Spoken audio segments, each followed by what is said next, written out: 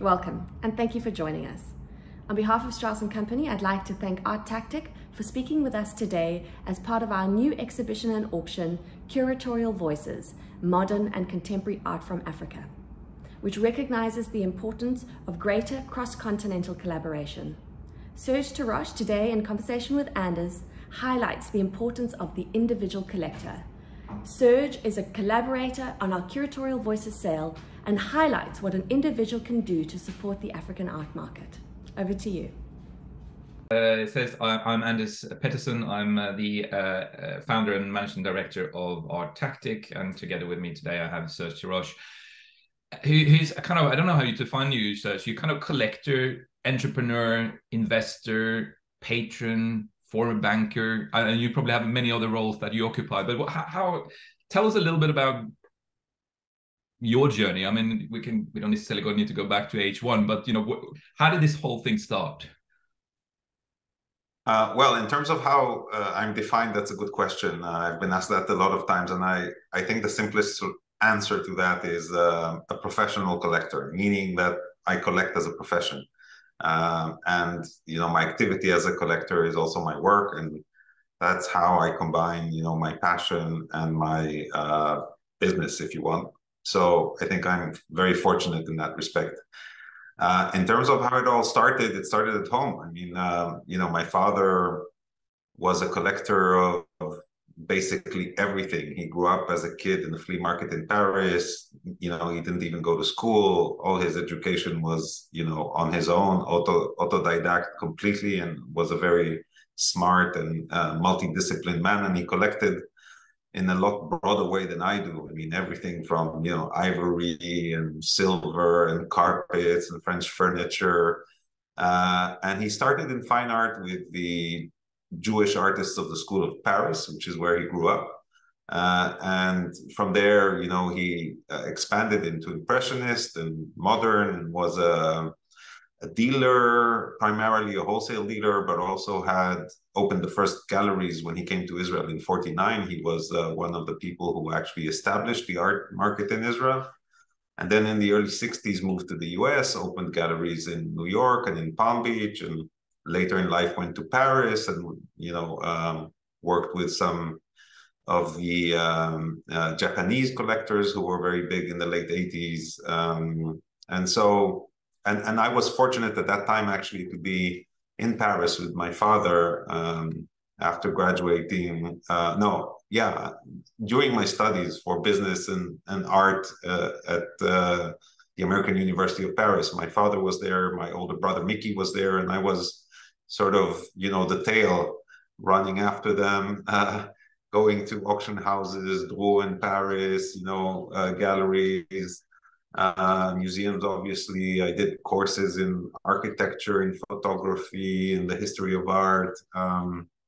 And sort of that's where I had my roots and where I developed my true passion for collecting contemporary art. And when did this? I mean, you used to work for Citibank, and there was a point, I guess, where you changed from a professional career in the kind of more finance. When that decision, I mean, I had this very similar thing, like you. I mean, I know why I did it, but what was it with you that drew this from being, you could obviously have just collected, stayed on being a collector and spent your money on buying art, but you kind of decided to turn this into a profession. I mean, as you say, that you are sort of a professional collector, which embraces both the kind of the entrepreneurial aspects. You've been involved in many things we're going to talk about later on, but what made that decision? What was it that sort of pivoted you into becoming what you are today? Well, yes, you're right. It was a pivotal moment in my life. I was 40. I think it was 2007. I had just spent 10 years in banking and wealth management with Citigroup after completing my MBA in Paris at INSEAD. And I worked, in Switzerland, in London, and then came to Israel and established private banking office here. And throughout that time, I was really collecting contemporary art. I was purely a collector then. Very rarely was I selling anything, and mostly in partnership with my father and my brother, who were dealers in Impressionist and Modern. So the contemporary was really a passion, and I collected all those years. And then in 2007, that midlife crisis, my father had just passed away. I got divorced. And I felt that the market, the financial markets were, about to cave in. And it felt like a good time to take a break. I took a 6-month sabbatical and went to travel with now my ex-wife and my 2 kids from back then. We went on a caravan in Australia, New Zealand, spent a couple of months, and I had a clear, I had the option to come back to city and continue my job, which was, a very, very good job. I loved it as well. But I decided that I really wanted to change and really follow my passion and follow my heart. And my biggest interest was in collecting emerging artists that I thought were worthy of more attention. And I decided on a couple of activities. I founded the first art incubator project supporting Israeli artists. Coming out of that, I invested in the Artist Pension Trust back then, and became chairman of the Artist Pension Trust for about 2 years. And really, since then it's been a continuum of looking for innovative ideas to support emerging artists. Let's talk a little bit about the I guess the models that you're using, which are kind of hybrid in the sense that they have a well, they're always very deeply rooted in, as I say, many things you said, supporting young talents, and then there is a kind of a model around it which might be more or less had a financials aspect to it, sometimes maybe more on the investment side, sometimes more on the sort of patronage side.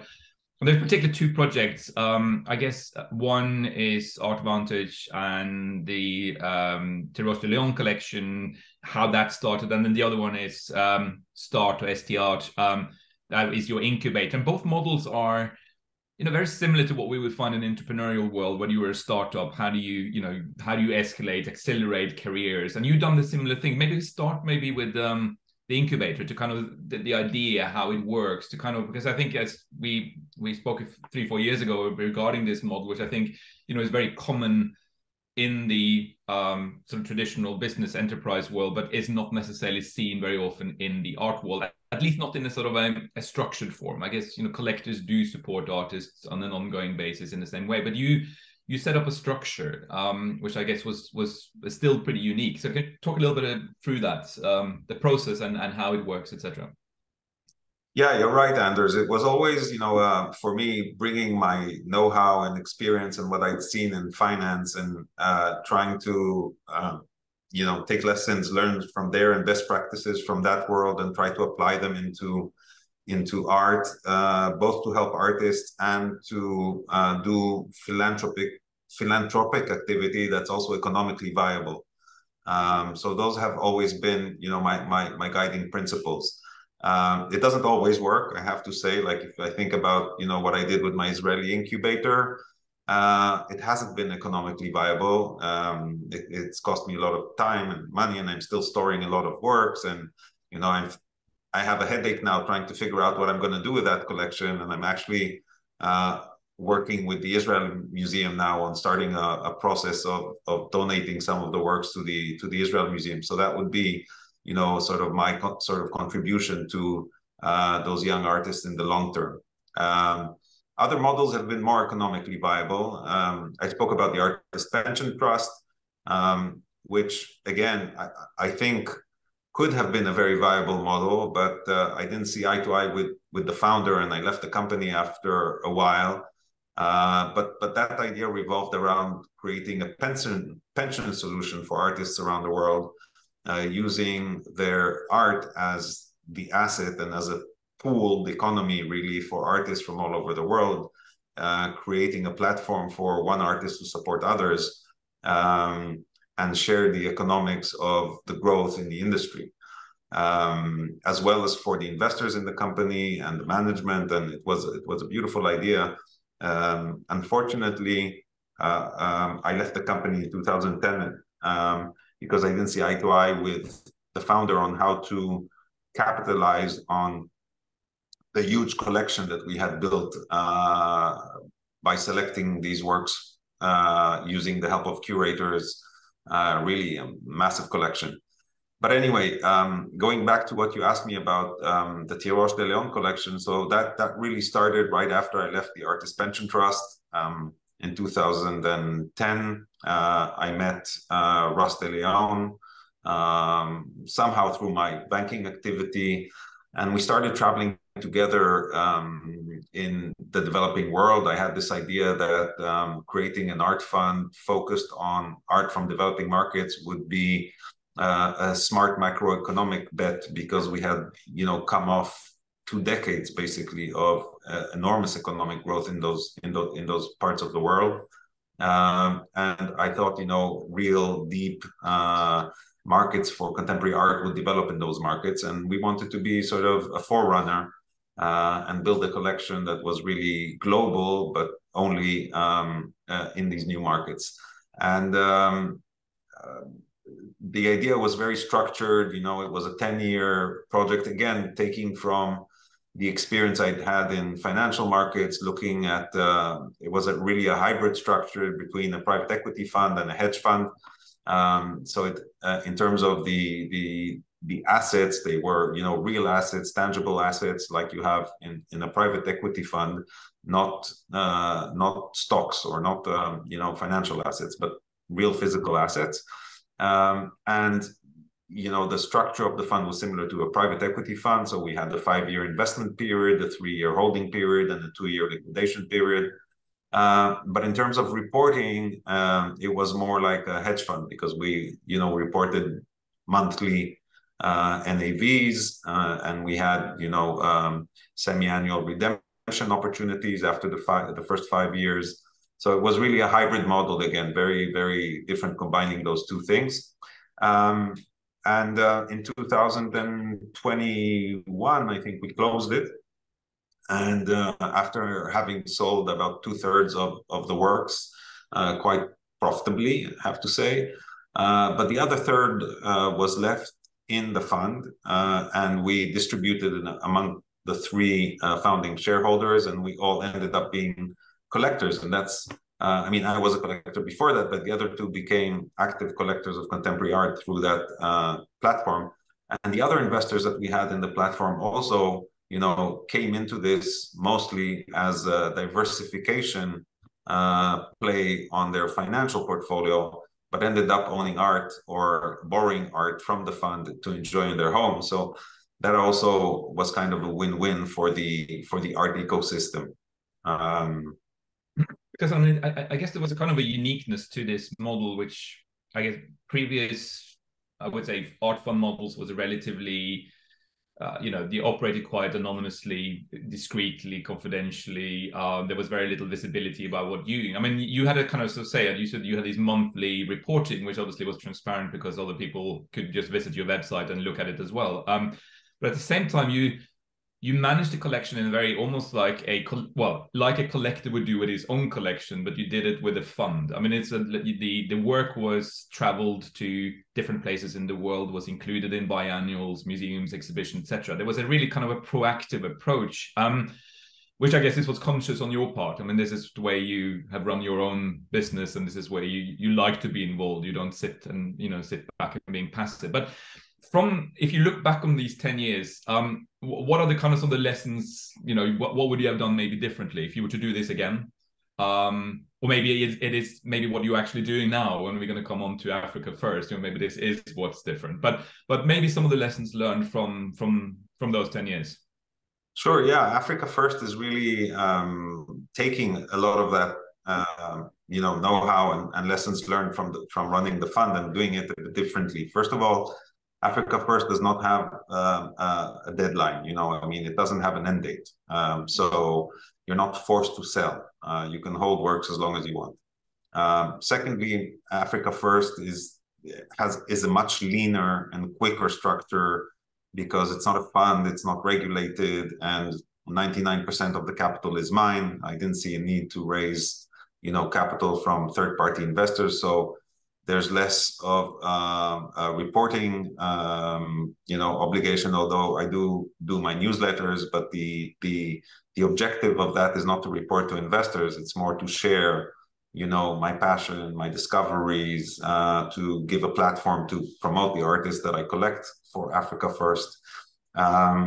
So I think that's, one major thing, that there's no sort of deadline by which we need to sell the works. Also, I think it enables me to be much more flexible in terms of what I do. And I've been, through Africa First, I've been doing a lot more, philanthropy.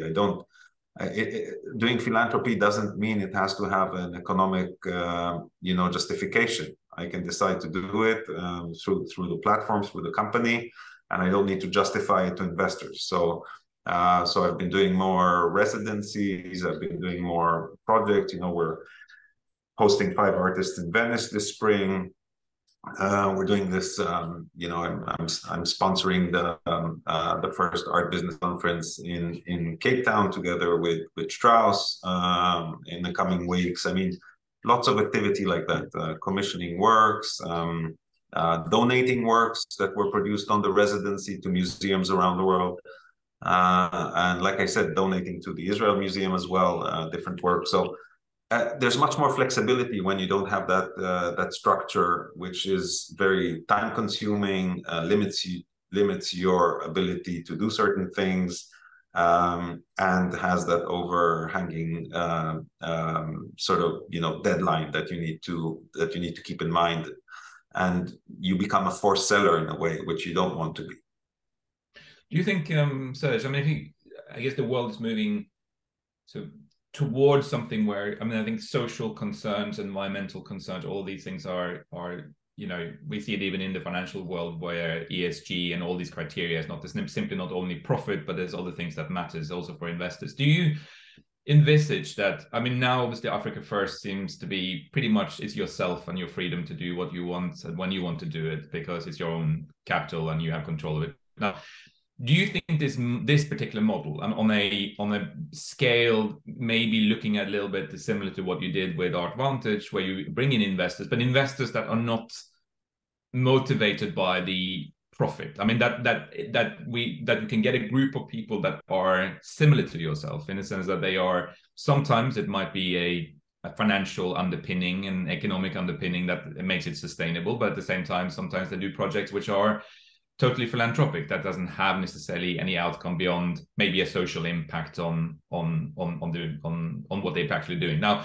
do you see Africa First potentially as a template for, what other people, other collectors, other people in the region can do? Either by themselves or as a collective, as a group, as a, what's your thoughts on this? Or is this a very uniquely sort of tied to you as an individual, how you do things?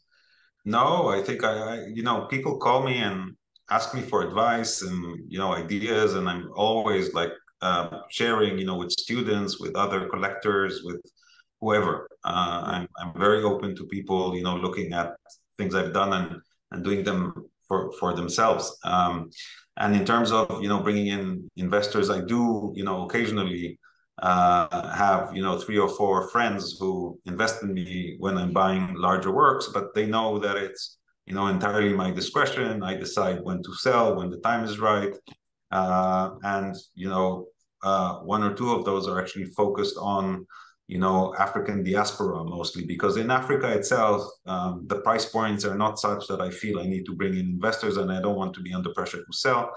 But when I buy, more expensive works by artists in diaspora that are selling for 6 figures in dollars and up, then maybe I might bring in, investors to co-invest. But again, everything is left to my discretion. So I do these club sort of arrangements occasionally, but that leaves the flexibility entirely to me, which is how I like it.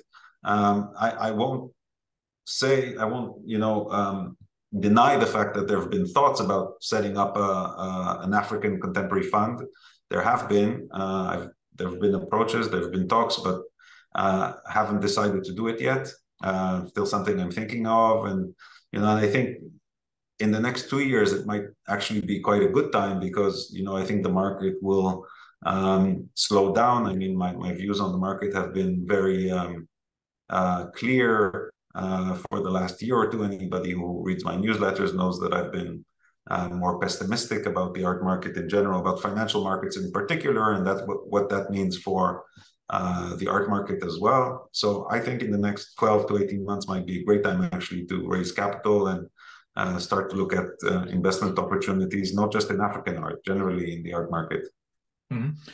I mean, coming back to Africa first, a little bit, I guess, understanding some of the issues and challenges that Africa First tries to address. I mean, you did, first of all, I guess, the choice of the continent itself. But you said it stemmed a little bit from your experience with the Tiroche de Leon collection. I assume that fund already had some interest in African contemporary art, and maybe not true, but why Africa at the time? Which I guess you set it up in 2017, was it? So why Africa? You could obviously have gone for any of the Asian or Latin America or others. Now that choice and basically what I guess initially what Africa First tried to address, and then maybe whether that has changed over the last 5-6 years. Sure. Well, yes, Tiroche de Leon collection started in 2010, as I said, and we were investing throughout the developing world. Africa was a small part of that. Our initial allocation to Africa was like 5%, which was already, our benchmark when setting up the structure for the Tiroche de Leon collection was the MSCI Developing Markets Index, and we looked at, what each region has in terms of allocation in that index. And I think Africa was like 1 or 1.5% in that index back then. And we allocated 5% to start off with. But when we started actually traveling and buying, and I got so excited but what I was seeing in Africa, that we quickly raised our allocation to Africa to like 10%, which was, versus the MSCI Emerging Market Index was a huge bet. By 2017, we had stopped acquiring for the Tiroche de Leon collection. That was a 5-year investment period, and the investment period ended at the end of 2016. So, and I had a strict non-compete with the fund. So until the end of 2016, really, I couldn't buy for myself anything for 5 years. Everything I did was for the fund. But starting in 2017, I decided to build a new collection for myself and for my children, focused on Africa, and that was the birth of Africa First. And initially, it started off as a collection, but knowing me, I'm very active and proactive, and it developed quickly from being a collection to being, a platform, a website, newsletters, residencies. Now I do collaborations with galleries around the world. We have an exhibitions program. And obviously partnerships with different players around the world in the industry, all in order to sort of promote the voices of emerging contemporary artists from Africa. And recently we even did an art fair. We participated in ACA in Paris. So yeah, I mean, I'm always open to new ideas, and people reach out to me sometimes when they look for support for new ideas. I supported Richard Mudariki when he set up the Art Harare fair. And now we actually in Cape Town next week, we're doing a pop-up exhibition for the artists that won the Art Harare Africa First Art Prize. They were on residency in Ghana, one of them at Gallery 1957, and the other was on residency in Cape Town. And we're doing a pop-up for the two of them in collaboration with the Cape Town Art Fair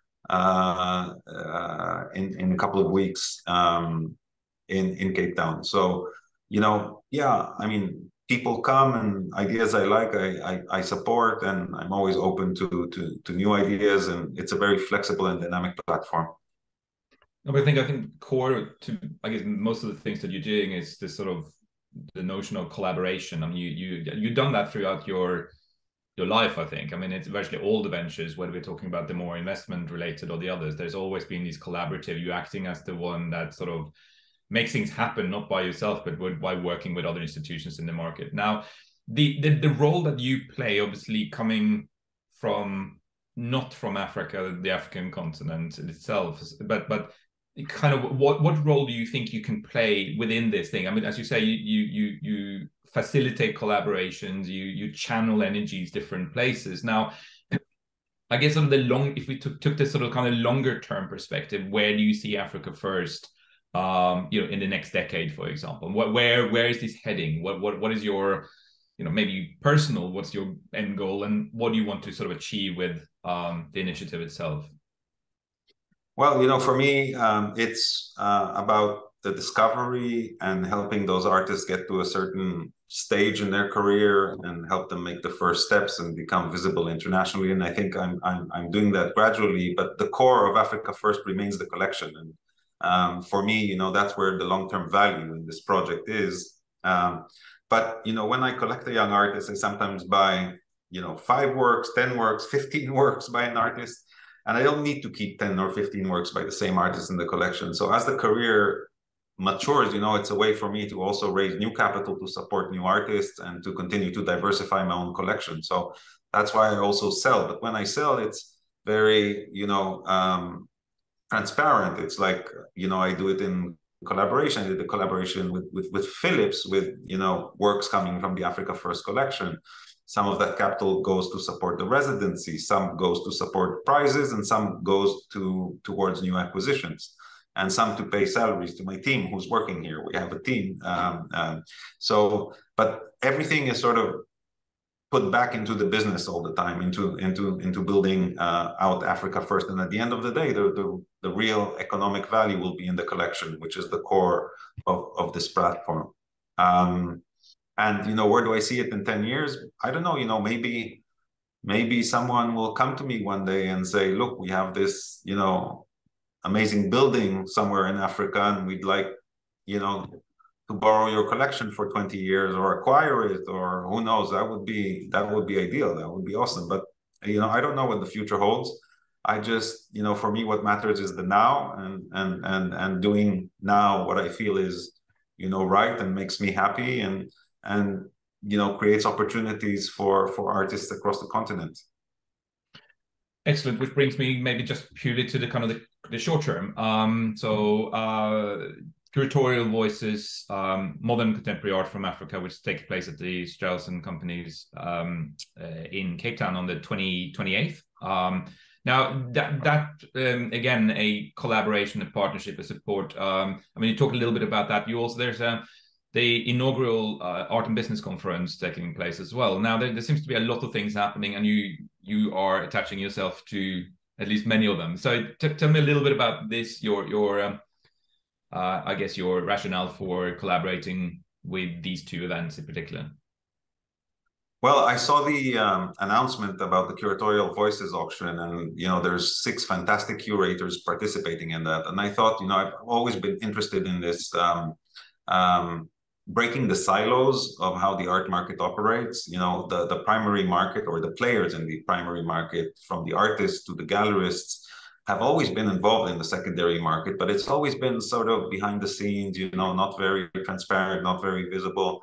And I don't know if you remember, but about 2 years ago, I started a collaboration with ArtNet, doing a platform. And the idea there was, again, to bring closer the primary market, the galleries themselves, and through a secondary market, really developing and providing access to new collectors, to artists that they represent, through the auction houses that have, a long list of collectors who are active buyers.